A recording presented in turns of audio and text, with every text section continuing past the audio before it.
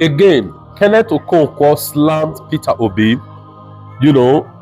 saying that he didn't fight enough, to reclaim his mandate. All right. To some extent, Kenneth Okonkwo has a point. But for me, what Kenneth Okonkwo is trying to say is like someone who has just been attacked by robbers. His car got hijacked. They've taken his car they are fully armed. And you are now saying, why did this person run after these people, you understand, to get back the car? Do you understand? Now, to me, it doesn't really make that sense, because to me, it's mounting too much pressure. There's too much pressure is mounting on the victim. Let's ask ourselves here, who is the victim? The victim is Peter Obi. Peter Obi is the victim here. Am I right? Now, you are not saying he didn't do so much to reclaim mandate. What could they have done that going to court? Before Tinubu, became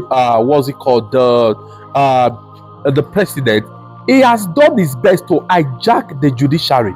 He hijacked the judiciary, didn't he? He did.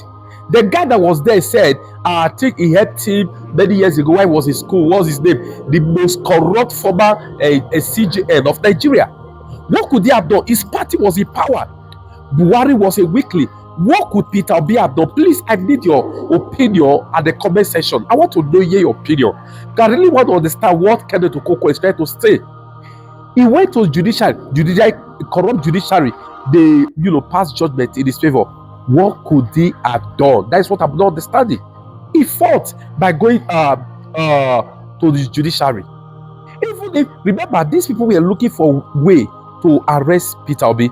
They were looking for ways to lock him up. So he applied wisdom by approaching judiciary. But fortunately, our judiciary is decayed. So what could they have done? That's the question I'm asking. He should order his follower to border NLPC, to border Villa. What could they have done? Because I'm not understanding. You don't mount too much pressure. So much pressure. Because what I'm saying now is there's too much pressure that Kenneth Okonkwo is mounting on Peter Obi. Atiku, did they rig against Atiku in 2019? Yes, in that 2019 election, Atiku won. What did Atiku do? Atiku did this thing, what's it called? Who is the daughter? What did he do? Atiku, the former vice president, what did he do? Peter Obi tried. Since after the election, Atiku he breathes out of the country, he breathes into the country. But Peter Obi has stayed put. Peter Obi has remained. He has stayed put, attacking the government. So you're not saying that, honestly, like I said, I don't understand the too much pressure from Kenneth Okonkwo. Somebody has just been hijacked of his property, who is fully armed. You understand? You see why did he run after them? To do what? To fight them with bare hand? Tinubu holds the military. Excuse me. He holds the security architecture in the country. And his party, excuse me please. And his party, they host the judiciary. What do you want to talk? They own ZADEC. What they did in the 2023 presidential election is what they just did in the Edo State. PDP was winning. What happened? They switched off RF. So what are you saying Peter Obi could have done? Because I'm confused. Friends, please, your opinion will be highly needed and appreciated in this case. Thanks and God bless you. Blame Governor Sim Fubara for saying that there is a need to build a psychiatric hospital to examine our leaders, because that's the only thing left to do.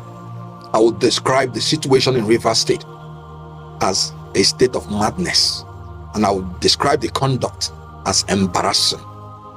First and foremost, that a PDP will sabotage the government of PDP in Rivers State by purporting they are not going to partake in the election, in the local government election in Rivers State, tells you that PDP now, as presently constituted, is a party of abnormality, and that APC's government cannot do the right thing to encourage Rivers State to conduct its local government election, tells you that APC party, as presently constituted, is an apology.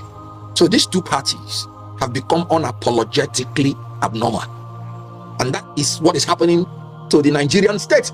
Nigeria has become a nation that is unapologetically abnormal because of the influence of this PDAPC. I said it before that these two parties, they are the two heads of a monster, and we can see what is going on.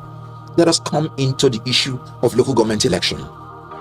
First and foremost, if you recall, the last regime of the local government in Rivers State, when their tenure ended, they wanted to extend their tenure through the instrumentality of the House of Assembly. And I was in support that it was illegal.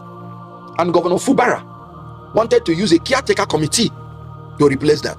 I was one of the lawyers that said this is illegal and that I do not support Governor Fubara to do that.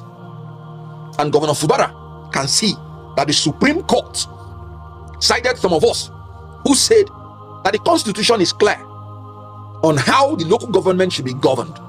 Section 7(1) of the Constitution of the Federal Republic of Nigeria, 1999, as amended, states the system of local government by democratically elected local government councils is under this Constitution guaranteed, and every state shall ensure its existence by a law which provides for its establishment, for the structure, for the composition, for the finance and functions. The key phrase is democratically elected. The key statement. Now, the Supreme Court that gave judgment based on the case that Tinubu took to court through his Attorney General gave a judgment that no local government in Nigeria should be governed again by caretaker committee, and that elections must hold. And they put a punishment that any local government that does not comply, the allocation to that local government should be withdrawn. And after consultation, 90 days was agreed on. So 90 days from that judgment, not only that it is illegal, unlawful, but it attracts punishment that can make a local government and a state unviable. And Fubara marshaled out the state, the Rivers State Independent Electoral Commission, to organize the local government election in accordance with the Supreme Court judgment, in accordance with the provision of Section 7. And then you're telling me that some politicians who are enemies of progress, enemies of Rivers State, enemies of Rivers people, are parading the judgment of a lower court to say you will frustrate the judgment of the Supreme Court. That is judicial recklessness. Let me give you an example. In the United States, the DOJ was prosecuting Donald Trump, a former president, for interrupting and trying to overthrow the election. The president went to Supreme Court, and Supreme Court gave judgment that he has some immunities. Immediately the Supreme Court gave judgment, whether you like it or not. The whole system, the whole persons and authorities in the United States now started doing everything, including the DOJ, to make sure they conform with the Supreme Court judgment. Whenever the Supreme Court gives judgment, the only duty of lower courts, the only duty of any person or any authority in Nigeria is to ensure that the Supreme Court judgment is enforced. So the courts ought to be giving orders of mandamus, compelling every party that is involved in election of Rivers State, which include INEC, because INEC must give the register to the Rivers State Independent Electoral Commission, which includes the RESC, that is Rivers State Independent Electoral Commission, which includes the police, any person or any authority. What they should do or ought to have done is that they must do everything the law said they must do to comply with the order of the Supreme Court, which is that local government election must be held in Rivers State within 90 days. And so the IG of police going against the judgment of Supreme Court because he's parading the judgment of a high court is a blasphemy. Now let me give an example. If the IGP of police gives an order and a police corporal disobeys it, and the IG summons the police corporal, and the police corporal stands in front of him and says, "Yes, sir, I disobeyed it because immediately you finished giving the order, the commissioner of police in my state gave a contrary order, and I decided to obey the order of the commissioner of police instead of your order." What do you think the IG should do to the policeman? Sack him. But that policeman, the corporal, has done exactly what the IG is doing. IG is purportedly saying he has an order of a high court when the Supreme Court has given an order, and he's saying he has decided to obey the order of the high court instead of that of the Supreme Court. And what does that mean? The IGP should be fired. You know why? By going to Rivers State, I'll tell you the laws he has breached. He has breached the policy of Tinubu's government, which is that every local government must hold the election within 90 days. And IGP is there to frustrate the holding of the election. So he's even working against the policy of Tinubu's administration. It wasn't me that went to court. It was the Attorney General of the Federation on behalf of the Federation and on behalf of the President, who is in charge of the executive powers of the Federation. So the IGP is working against the policy of this government. 2, IGP went to Rivers State. He was standing on the land of Rivers State, not on federal land. He was standing on state agencies' land, not on federal agencies' land. The Land Use Act, Section 1, said every land in a state, every land comprised in a state, is vested in the governor of the state. And the state is holding it, and the state governor is holding it in trust for the people. Which law gives the IGP the right to go and stand on a state land in front of a state agency? Because the only exception is if the land is federal government land or federal agency, to give orders to a state governor. No, it is the state governor that should give orders to the IGP, because he is the chief security officer of the state. I don't know where the IGP got that power, but let me tell the IGP, unknowing to him, he has committed a judicial coup. The constitution is very clear. In section 1 subsection 2, he said the government of Nigeria shall not be governed, nor shall any person or group of persons take over the control of the government of Nigeria or any part thereof in any manner except in accordance with the constitution. The constitution has already decreed that the system of local government by democratically elected local government councils is guaranteed under the constitution. So if the IGP went to Rivers State in the negation of this provision, then he has become an accomplice to trying to assist people, to give them the power, using the instrumentality of the state to make Rivers State to be governed or a part of it by people not in accordance with the constitution. So the IGP is now an accomplice to trying to commit judicial coup. And let me tell you, section 84 subsection 15 of the Electoral Act is very clear that nothing in this section or in the whole Electoral Act shall empower a court to stop the primary election or general election pending the determination of any suit. So where will the courts get the power to want to frustrate the election, local government election in Rivers State? You know what they want to do? They want to make the government of Governor Fubara unviable. They want to make sure that the local government people in Rivers State and their people do not get their share, so that they will make it that he will have political problem with his people. And unfortunately, the IG of police is lending his voice to support this illegality and unlawfulness.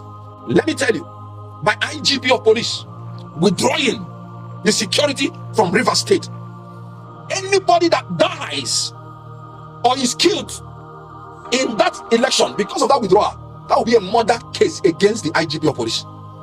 I'll give you an example. Why is God holding David responsible for the death of Uriah? Did David physically kill Uriah after committing adultery with the wife of Uriah? What David did was David set him up, and he told his army, set this man up in front of battle, and when he's in front of battle, withdraw from him so that he will be killed. Who did God hold responsible for the murder of Uriah? It is David, because he's the one who withdrew the force after setting up Uriah. IGP withdrew Nigerian police to set up Rivers State to go into flames. So whoever dies there, the blood is on the head of IGP of police. And that's what I keep saying, that any politician who is not willing to go the way of Governor Fubara, to stand up to resist criminality, illegality, to stand up to say, if I perish, I perish, but I will do the right thing. I will stand for democracy, stand for rule of law, stand for my people, because they voted for me. Any politician who is not ready for that resistance and protest should step aside. What Governor Fubara is doing is absolutely correct. He's resisting intimidation, manipulation. He's resisting people who want to take over Rivers State and the local government in a manner that the constitution has not decreed. The same people that were shouting that Governor Fubara was governing Rivers State with caretaker committee are the same people that want to frustrate the election. That is how insincere liars operate in government. What they are fighting for is their pocket. It is their positions and power, not the people. And the people must rise up to defend themselves from these leaders. So what Governor Fubara did and is doing is in order, and I support it. What the IGP of police has done is illegal, is ungodly, is criminal. He should apologize to the people of Rivers State, and he must make sure that not even one hair of anybody in Rivers State falls to the ground, because the law is clear. The police is there to maintain law and order. So the police cannot withdraw in any circumstance from any situation that could cause chaos. The police cannot dabble into political issues. IGP is dabbling into political issues. He must withdraw from it, and he must make sure that the orders are maintained in Rivers State. And the chief security officer in Rivers State is Governor Fubara, and his orders should be maintained. And any lawyer, any judge, any court that is not upholding the rule of law should be held responsible and accountable. I've said it that when it comes to electoral jurisprudence, our judges have not lived above board. Let me make it clear that I am embarrassed that a lower court can go against the decision of the Supreme Court, and even in a manner that I believe that Supreme Court is even right. So you can't even be talking about judicial activism, because, okay, let me give you an example. Can you imagine if the 4 years term of this regime is coming to an end, and the court gives an order that the election will not hold, and then I hope the IG of police will remember to go and take the order and say he's stopping people from going to vote on that day, because electoral bodies are meant to be independent, and the law is that they should not receive any direction or control from anybody. So a court giving an order that the election will not hold in Rivers State, knowing it will constitute constitutional crisis, knowing it will deny Rivers State from even its allocation from the federal government, that judge has not upheld the tenets of justice and rule of law. As a lawyer, I cannot support that by any iota of imagination, because the whole idea of interpretation of constitution is to give value to it, not to destroy it. Do you know, in law, if you have a motion, for instance, seeking to destroy the rest, and there is a motion seeking to preserve the rest, even that motion seeking to preserve the rest, even if it came last, it will be treated first. That's the position of the law. Then you have people saying there is a judgment to destroy the rights of the Rivers people to vote, and they're saying there is another judgment that says go and vote. And you're telling me which one will I choose, when there is a superior judgment of the Supreme Court that has settled the matter? Why would they even dabble into it? And they will say the facts are different. What do they mean by that? That is judicial trickishness, that's judicial craftiness and cunning. The whole idea is hold election within 90 days. And the duty of every person and every authority in Nigeria is to ensure that the order of the Supreme Court and the provisions of the Constitution is obeyed. And so the judges, whoever partook in that, should be disciplined.